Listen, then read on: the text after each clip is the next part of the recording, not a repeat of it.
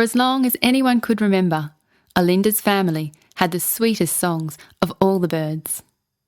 Olinda's great-grandmother had been personally chosen by the royal court to wake the prince each morning. So sweet was her sound. And in his younger days, Olinda's grandfather's call was so admired that he had been asked by Lady Spring to fly far and wide, announcing her arrival each year to all the other birds, plants and animals.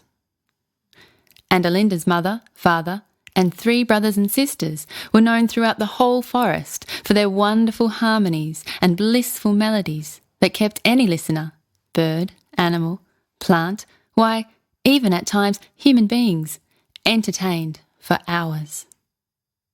But Olinda, well, Olinda was a bird who could not sing. From the moment she was born, her nest was filled with so many beautiful voices that it wasn't until she was old enough to fly all by herself did she even try to sing a tune. And when she did, oh dear, well, it was such a tiny, odd little squeak, nothing like the sweet sounds of her family, that she decided she should probably never try that again. And remembering that strange squeak of a sound, Olinda made sure she always kept her beak shut tight. Except for when she would soar off into the great blue sky all on her own. There she would duck and dive with the winds, and when she was sure no one else was nearby, only then would she open her tiny little beak as far and wide as she could, just to see what sound would come out. Sometimes it was a high-pitched whistling sound that seemed to soar above the clouds. Sometimes it was a deep rumbling sound that seemed to rise up from beneath the mountains. And sometimes it was a sound unlike any other that Olinda had ever heard before, and this sound made her especially curious. You see, it wasn't a bad sound at all. It was just strange and so different to anything she'd ever heard before anywhere in her forest home. Yet while it sounded odd to her ears, when Olinda sang her song, her heart was happy.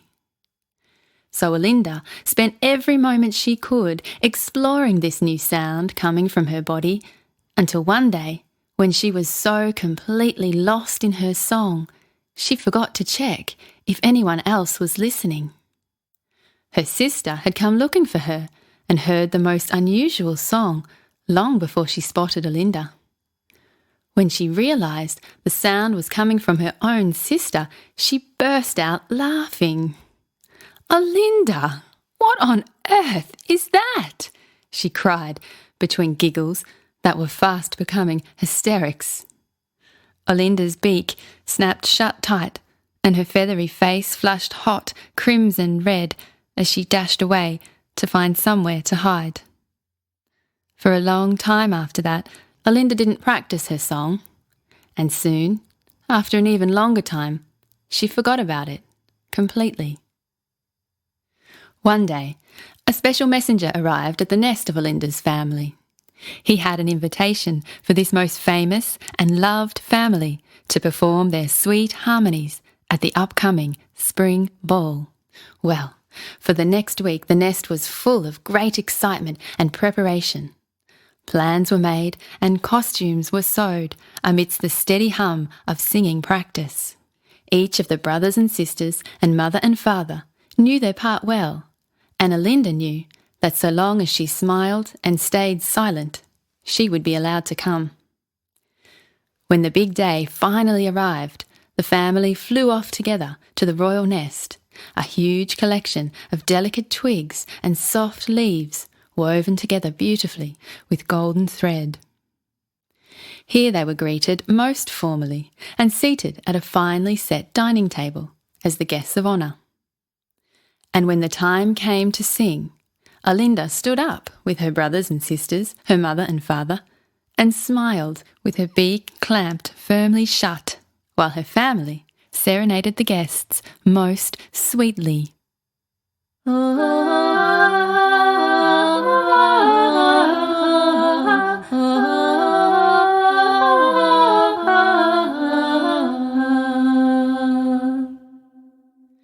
And when they had finished, the crowds clapped and cheered in delight. All of the crowd, that was, except for the Queen herself. When the cheering died down, the Queen stood up and gestured to Olinda to remain standing while the others were to sit. Olinda's feathery cheeks flushed red and hot as the Queen sternly addressed her. "We haven't heard your song yet. Don't you know it is but a waste to visit the Queen and not offer your song?" For a moment, Olinda closed her eyes and her beak, desperately trying to imagine some other place, any other place, than this one, right now. And then she remembered. She remembered her own special place, where she had soared fast and free. And as she imagined herself ducking and diving with the wind, once more she opened her beak just a little and let out that most unusual sound, strange to the ear and soothing to her heart. And it was then, as she opened her beak wider and wider, that something truly magical happened.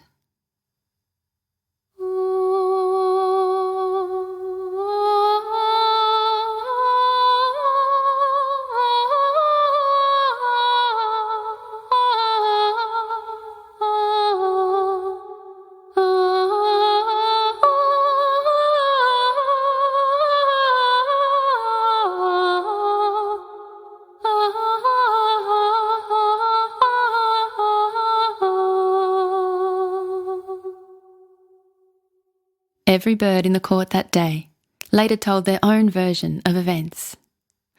Some say, when Olinda sang, they saw angels dancing above. Some say they heard pure love in the air. And some could find no words to say that would describe what happened. But all that really matters of that day was the shine in Olinda's heart, for she was singing her song, and she was happy.